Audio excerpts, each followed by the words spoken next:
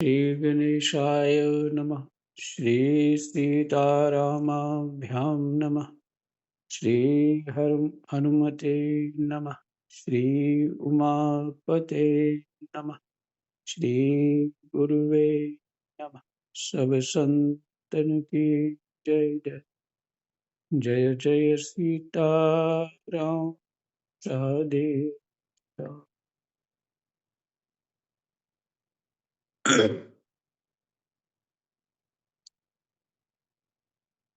तो भगवान जी का कल के पाठ में 7वें अध्याय में तृणाव्रत का तो काम कर दिया, उन्हें उसका उद्धार कर दिया।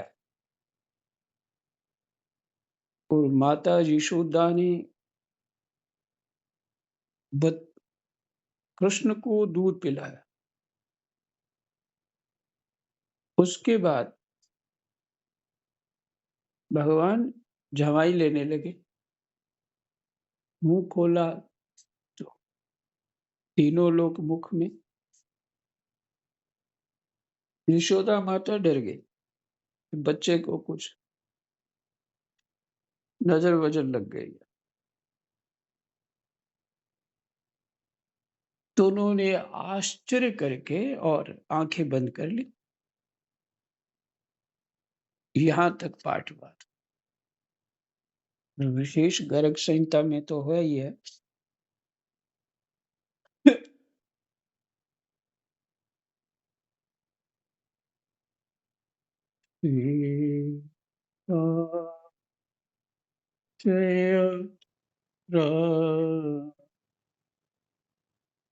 जी।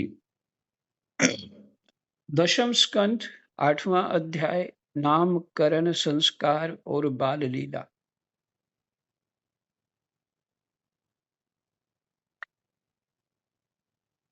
श्री सुखदेव जी कहते हैं, परीक्षित, यदुवंशियों के कुल पुरोहित थे श्री गर्गाचार्य जी। वे बड़े तपस्वी थे। वसुदेव जी की प्रेरणा से वे एक दिन नंद बाबा के गोकुल में आए। ये यदुवंशियों के जो पुरोहित हैं, ये वसुदेव जी ने भेजा नंद बाबा के यहाँ गोकुल में। उन्हें देखकर नंद बाबा को बड़ी प्रसन्नता हुई। वे हाथ जोड़कर उठ खड़े हुए, उनके चरणों में प्रणाम किया। इसके बाद ये स्वयं भगवान ही हैं, इस भाव से उनकी पूजा की। जब गर्गाचार्य जी आराम से बैठ गए और विधि पूर्वक उनका आतिथ्य सत्कार हो गया, तब नंद बाबा ने बड़ी ही मधुर वाणी से उनका अभिनंदन किया और कहा, भगवान आप तो स्वयं पूर्ण काम हैं। ठीक है जी, ठीक है। अभी सुन रही हूँ, महाराज जी का सुनते के रहूंगा। म्यूट कर लीजिए, म्यूट कर लीजिए।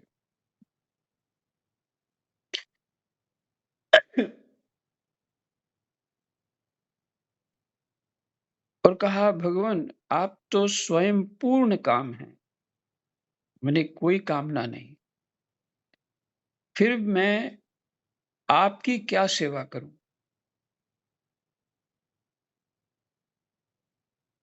पूर्ण काम का अर्थ यही यहाँ ले लगाना चाहिए कि सिर्फ परमात्मा की कामना है।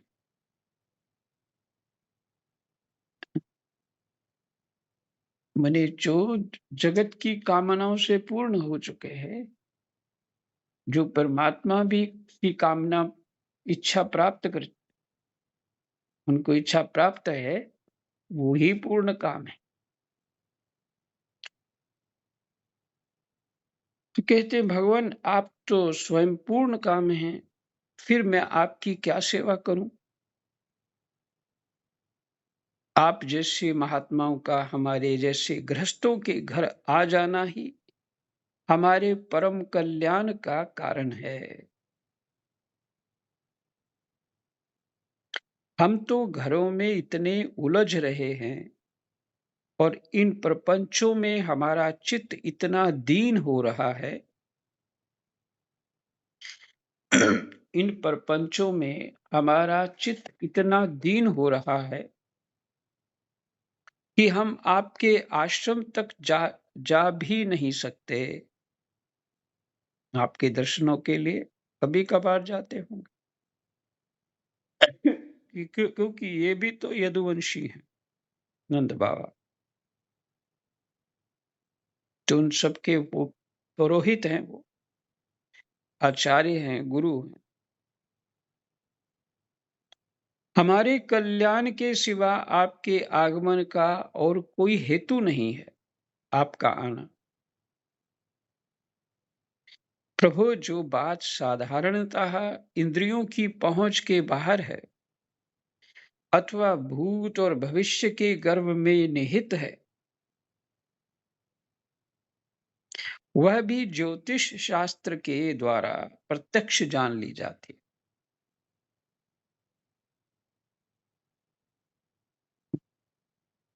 पीछे क्या हुआ, आगे क्या होने वाला है,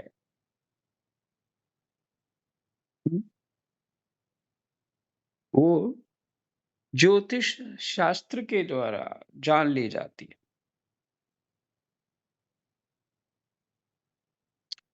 आपने उसे ज्योतिष शास्त्र की रचना की है। आपने उसी ज्योतिष शास्त्र की रचना की है। राम, आप ब्रह्मवेताओं में श्रेष्ठ हैं, इसलिए मेरे इन दोनों बालकों के नामकरण आदि संस्कार आप ही कर दीजिए। क्योंकि ब्राह्मण जन्म से ही मनुष्य मात्र का गुरु है। जन्म से ही मनुष्य मात्र का गुरु है। इस दृष्टि से आदर करना चाहिए।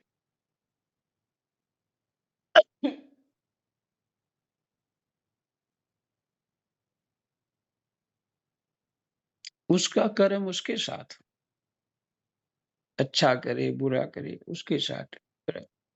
हमारी बुद्धि में उसके प्रति आदर हो, हमारा कर्म हमारे साथ, उसका फल हमें मिलना है। आदर की दृष्टि ये नहीं गुण और दोष ना देखे, गुण तो देख ले, दोष ना देखे।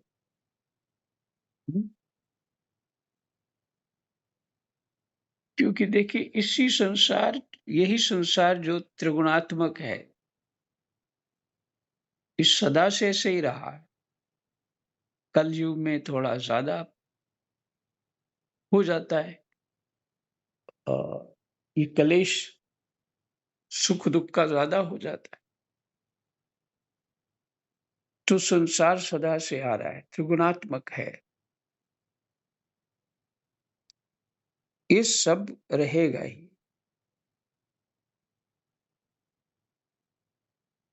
फिर भी नवधा भक्ति में भगवान श्री राम उपदेश कर रहे हैं शबरी को, भक्ति का उपदेश। सातम सम मोहिमय जग देखा, मोते अधिक संत कर लेखा। सातवीं भक्ति है, जगत को मेरा स्वरूप माने,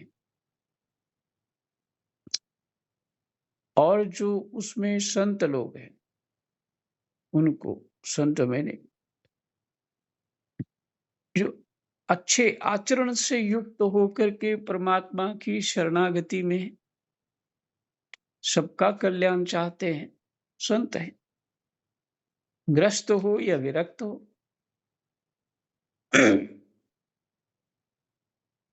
उनको मेरे से भी बड़ा मानो, मेरे से भी अधिक, माने जगत तो मेरा स्वरूप है और मोते अधिक संत कर लेखा। तो इस दृष्टि से ब्राह्मण शब्द आते ही, स्मृति में आते ही, ब्राह्मण का अर्थ ही होता है कि ब्राह्मण परक जीवन, यानी परमात्मा के निमित्त जीवन है। अब वो क्या कर रहा है, वो उसका कर्म है। हमें ब्राह्मण शब्द सुन के प्रसन्नता होनी चाहिए।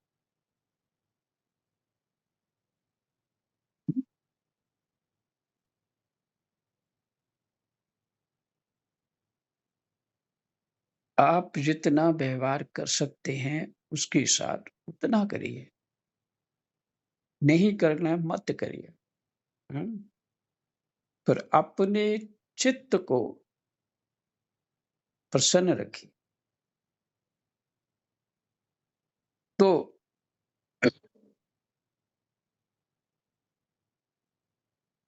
ऐसे मोस्टली ऐसे लोग करते हैं, ऐसी बात नहीं है, करते हैं। कोई मोस्टली, पर सभी नहीं कर पाते। तो कहते हैं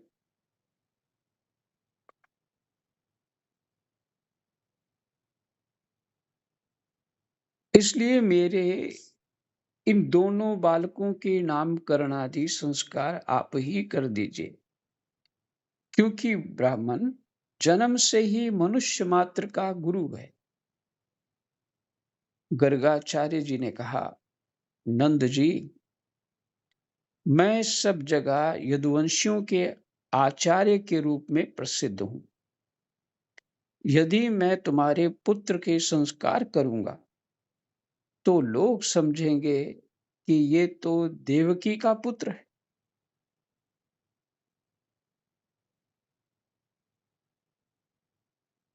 कंस की बुद्धि बुरी है। राम राम। कंस की बुद्धि बुरी है, वह पाप ही सोचा करती है।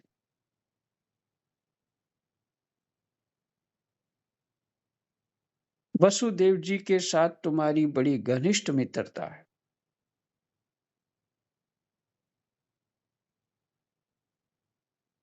जब से देवकी की कन्या से उसने ये बात सुनी है कि उसको मारने वाला और कहीं पैदा हो गया है, तब से वह यही सोचा करता है कि देवकी के 8वें गर्भ से कन्या का जन्म नहीं होना चाहिए। यदि मैं तुम्हारे पुत्र का संस्कार कर दूं और वह इस बालक को वसुदेव जी का लड़का समझकर मार डाले, तो हमसे बड़ा अन्याय हो जाएगा। नंद बाबा ने कहा, आचार्य जी, आप चुपचाप इस एकांत गौशाला में केवल स्वस्ति वाचन करके इस बालक का द्विजाति समुचित नामकरण संस्कार मात्र कर दीजिए। शब्द है बालक का द्विजाति समुचित नामकरण। जिनके यज्ञोपवीत होता है, ब्राह्मण क्षत्रिय वैश्य की द्विजाति में आते, माने द्विजाति का जो उसका यज्ञोपवीत हो जाता है, तब वो द्विज हो जाता है, दूसरा जन्म।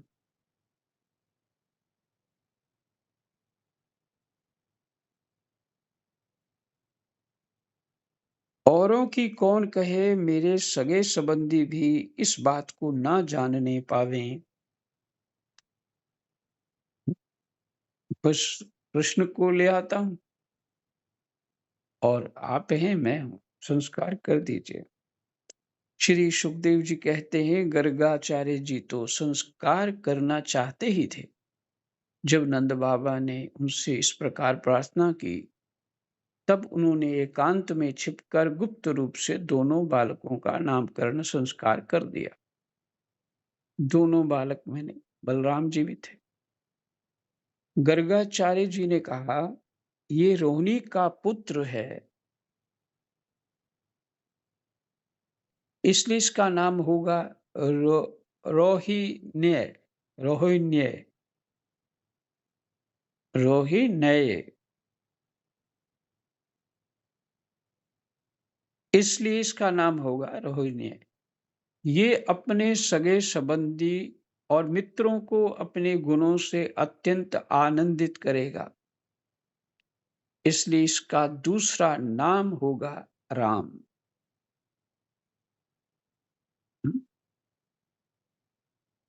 राम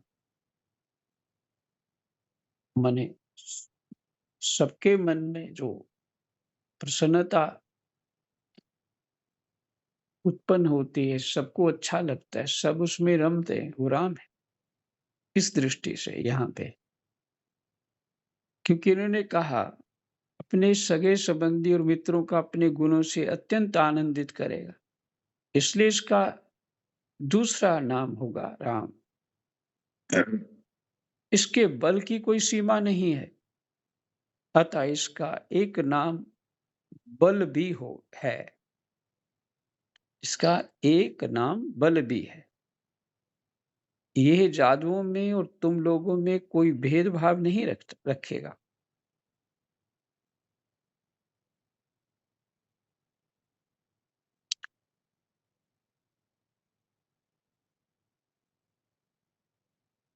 और लोग, इसका अर्थ ये है कि जो नंद बाबा वो वैश्य जाति के थे और यादव क्षत्रिय जाति के थे।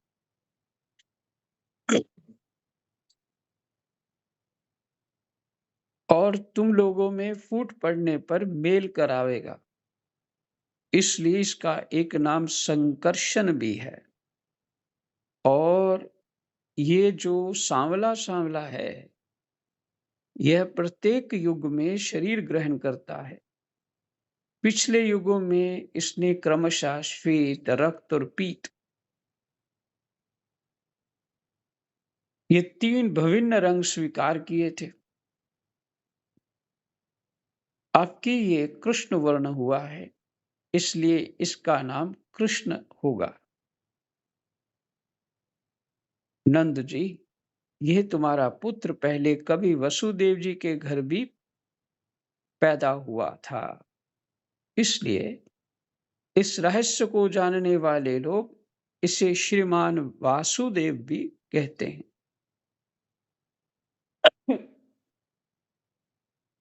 तुम्हारे पुत्र के और भी बहुत से नाम हैं तथा रूप भी अनेक हैं। इसके जितने गुण हैं और जितने कर्म, उन सब के अनुसार अलग अलग नाम पड़ जाते हैं। मैं तो उन नामों को जानता हूं, परंतु संसार के साधारण लोग नहीं जानते।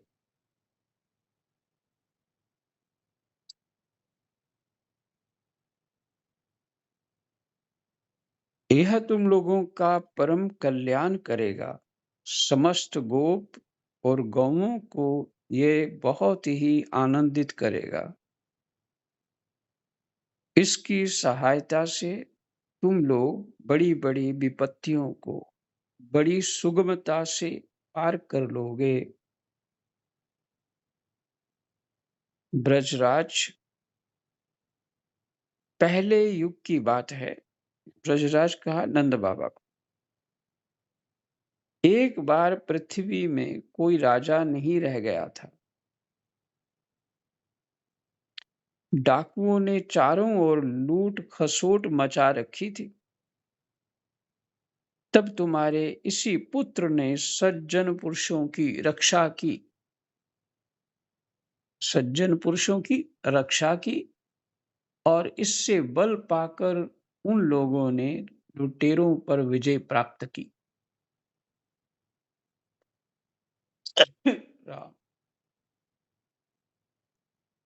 जो मनुष्य तुम्हारे इस सांवले सलोने शिशु से प्रेम करते हैं, वे बड़े भाग्यवान हैं। जैसे विष्णु भगवान के कर कमलों की छत्र छाया में रहने वाले देवताओं को असुर नहीं जीत सकते, वैसे ही इससे प्रेम करने वालों को भीतर या बाहर किसी भी प्रकार के शत्रु नहीं जीत सकते।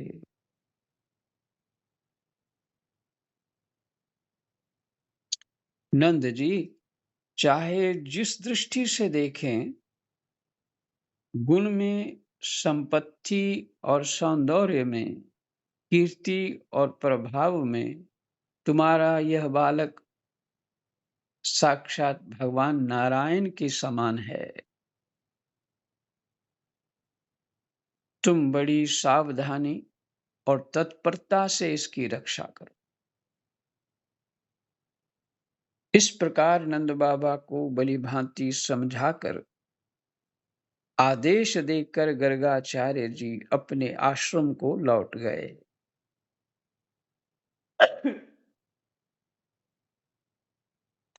उनकी बात सुनकर नंद बाबा को बड़ा ही आनंद हुआ।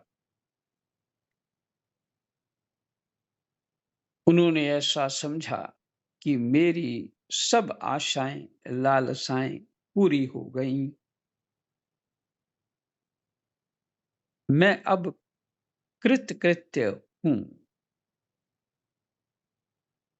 मैं अब कृतकृत्य हूं।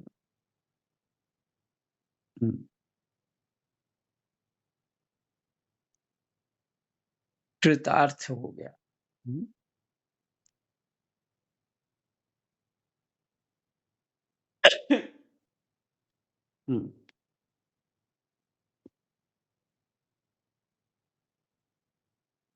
परीक्षित कुछ ही दिनों में राम और श्याम, राम मैंने बलराम जी, श्याम मैंने कृष्ण जी, कुछ ही दिनों में राम और श्याम घुटनों और हाथों के बल बकैया चल चल कर गोकुल में खेलने लगे। दोनों भाई अपने नन्हे नन्हे पांवों को गोकुल की कीचड़ में घसीटते हुए चलते। उस समय उनके पांव और कमर के घुंघरू रुनझुन बजने लगते। वह शब्द बड़ा भला मालूम पड़ता था। वे दोनों स्वयं वह ध्वनि सुनकर खिल उठते। कभी कभी वे रास्ते चलते किसी अज्ञात व्यक्ति के पीछे हो लेते। बच्चे तो ऐसा ही करते हैं। फिर जब देखते कि ये तो कोई दूसरा है, तब झक से रह जाते, हैरान रह जाते और डर कर अपनी माताओं रोहिणी जी और यशोदा जी के पास लौट आते। ये है भगवान के माया। मनुष्य भाव को दिखाना, उनको तो कोई डर नहीं।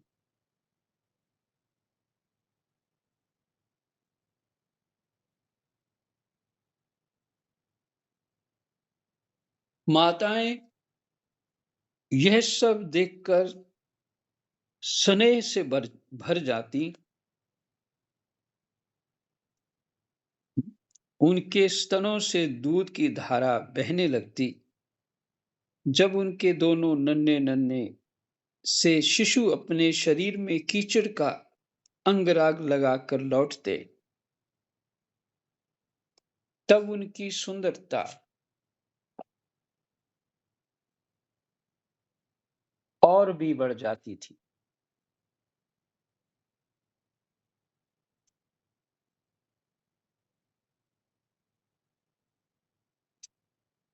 माताएं उन्हें आते ही दोनों हाथों से गोद में लेकर हृदय से लगा लेती और स्तनपान कराने लगती। जब वे दूध पीने लगते और बीच-बीच में मुस्कुराकर अपनी माताओं की ओर देखने लगते, तब वे उनकी मंद-मंद मुस्कान, छोटी-छोटी दंतुलियां और भोला भाला मुंह देखकर आनंद के समुद्र में डूबने उतराने लगती।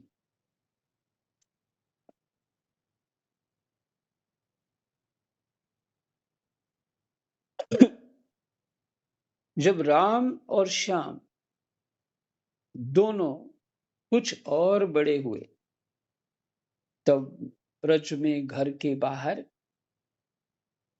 ऐसी ऐसी बाल लीलाएं करने लगे जिन्हें गोपियां देखती ही रह जाती। जब वे किसी बैठे हुए बछड़े की पूंछ पकड़ लेते और बछड़े डर कर इधर उधर भागते, तब वे दोनों और भी जोर से पूंछ पकड़ लेते और बछड़े उन्हें घसीटते हुए दौड़ने लगते।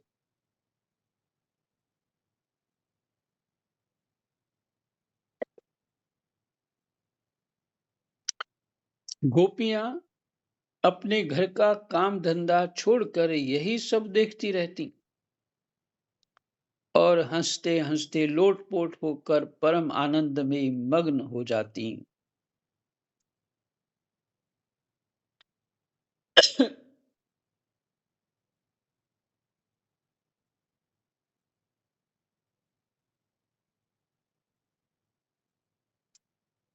कन्हैया और बलदाऊ दोनों ही बड़े चंचल और बड़े खिलाड़ी थे। वे कहीं हरिण, गाय आदि सींग वाले पशुओं के पास दौड़ जाते, तो कहीं धधकती हुई आग से खेलने के लिए कूद पड़ते। कभी दांतों से काटने वाले कुत्तों के पास पहुंच जाते, तो कभी आंख बचाकर तलवार उठा लेते। कभी कुएं या गड्ढे के पास जल में गिरते गिरते बचते। कभी मोर आदि पक्षियों के निकट चले जाते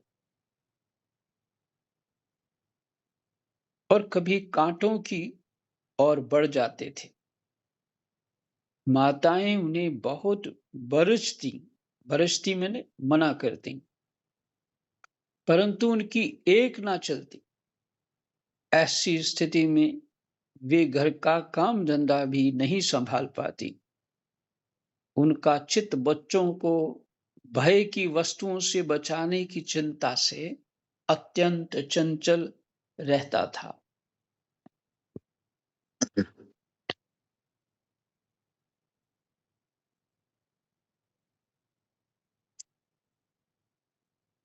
राज ऋषि की सुखदेव जी कहते हैं परीक्षित जी को, क्या राज ऋषि। कुछ ही दिनों में यशोदा और रोहिणी के लाडले लाल घुटनों का सहारा लिए बिना अनायास ही खड़े होकर गोकुल में चलने फिरने लगे।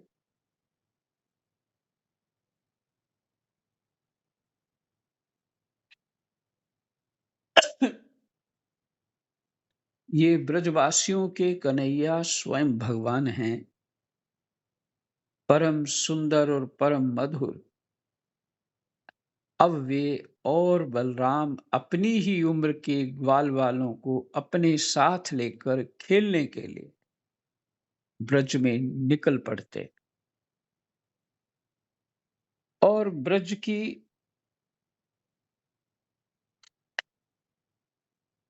भाग्यवती गोपियों को निहाल करते हुए तरह तरह के खेल खेलते।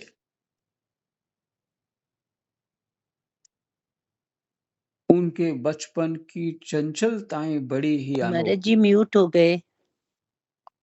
अच्छा जी।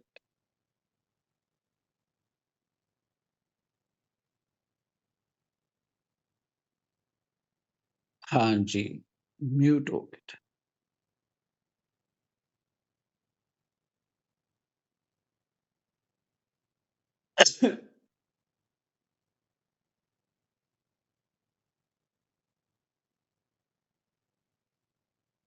उनके बचपन की चंचलताएं बड़ी ही अनोखी होती।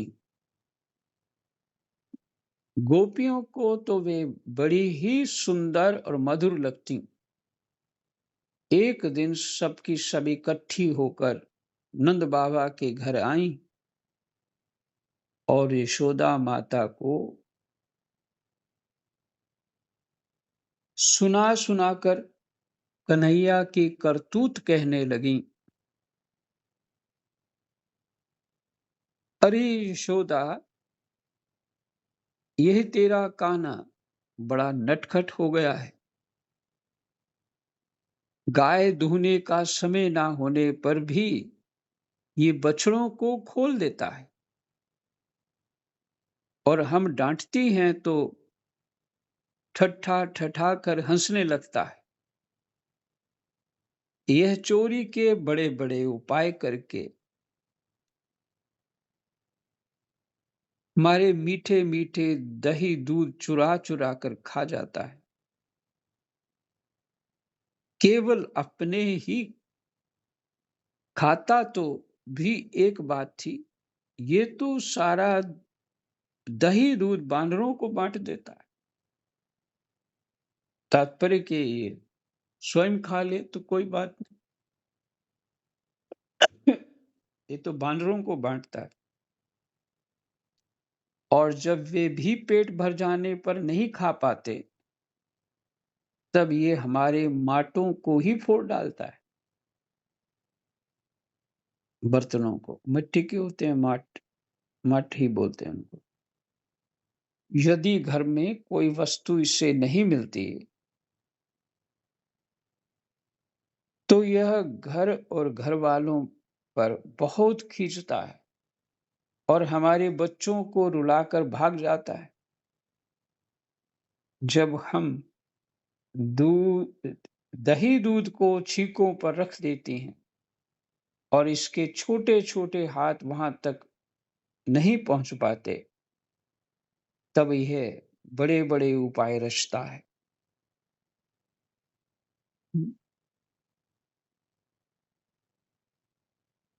कहीं दो चार पीड़ों को एक के एक ऊपर एक रख देता है, कहीं उखल पर चढ़ जाता है तो कहीं उखल पर पीड़ा रख देता है। पीड़ा वो जो बैठने का एक बनाया होता है, छोटा सा पीड़ा बोलते हैं उसको। जब इतने पर भी काम नहीं चलता, तब ये नीचे से ही उन बर्तनों में छेद कर डालता है। इसे इस बात की पक्की पहचान रहती है कि किस छींके पर किस बर्तन में क्या रखा है।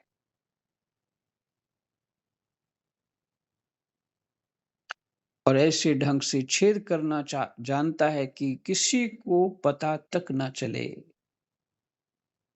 जब हम अपनी वस्तुओं को बहुत अंधेरे में छिपा देती हैं, तब नंदरानी, तुमने जो इसे बहुत से मणिमय आभूषण पहना रखे हैं, उनके प्रकाश से अपने आप ही सब कुछ देख लेता है। यही विश्राम करना पड़ेगा क्योंकि समय हो गया, 33 मिनट हो गए। तो शिकायत होने दो, यशोदा मैया के घर सबको इकट्ठा होने दो, शाम को शिकायत पूरी हो जाएगी। जय जय सीताराम। राधे श्याम। कृष्णाय वासुदेवाय हरे परमात्मने प्रणतः क्लेशनाशाय गोविंद नमो नमः। जय जय श्री